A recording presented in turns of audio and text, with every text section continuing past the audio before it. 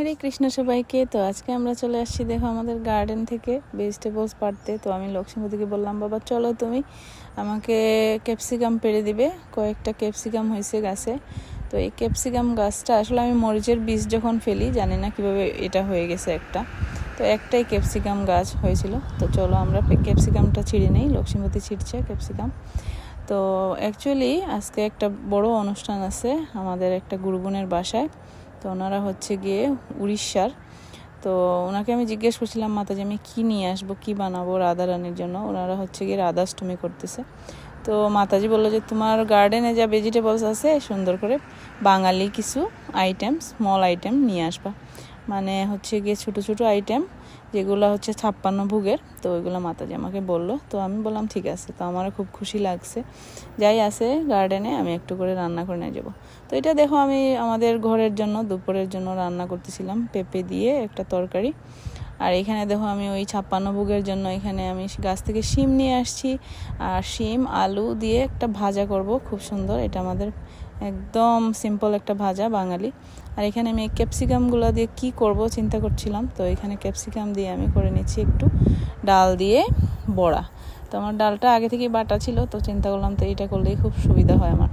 তো এই যে দেখো আমি ক্যাপসিকামটা কুচি কুচি করে কেটে নিছি। আর এখানে সব মশলা হলুদ হিং সব দিয়ে দিছি, কাঁচা লঙ্কা আদা সব বাটা দিয়ে দিছি। আর এখানে মেখে নিচ্ছি ক্যাপসিকাম দিয়ে। তো এইদিকে দেখো আমার ভাজিটা হয়ে গেছে।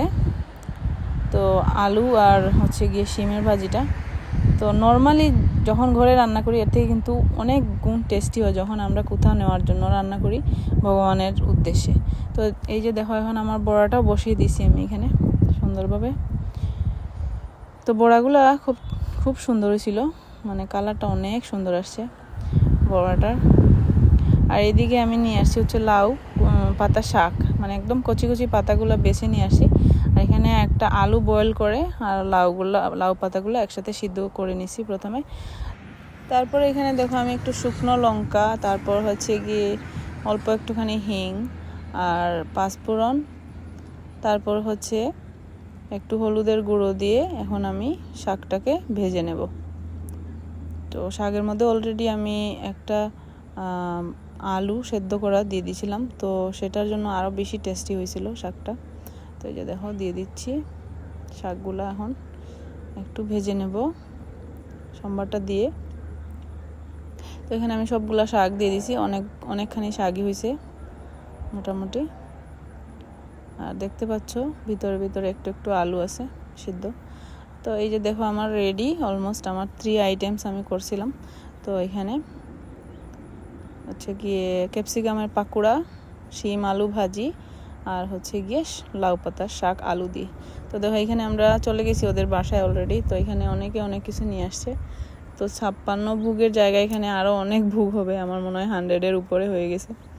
তো এই যে দেখো আমারগুলো আমি এখানে বাটির মধ্যে রেখে দিলাম সবগুলা। তো তারপরে ভোগ লাগানো হয়ে গেছে। আর দেখো কত সুন্দর লাগতেছে, কত কত মহাপ্রসাদ। তো সবাই কিছু না কিছু ভগবানের জন্য অফারিং নিয়ে আসে। আর দেখো সব কিছু মিলে অনেক অনেক আইটেম। হরে কৃষ্ণা।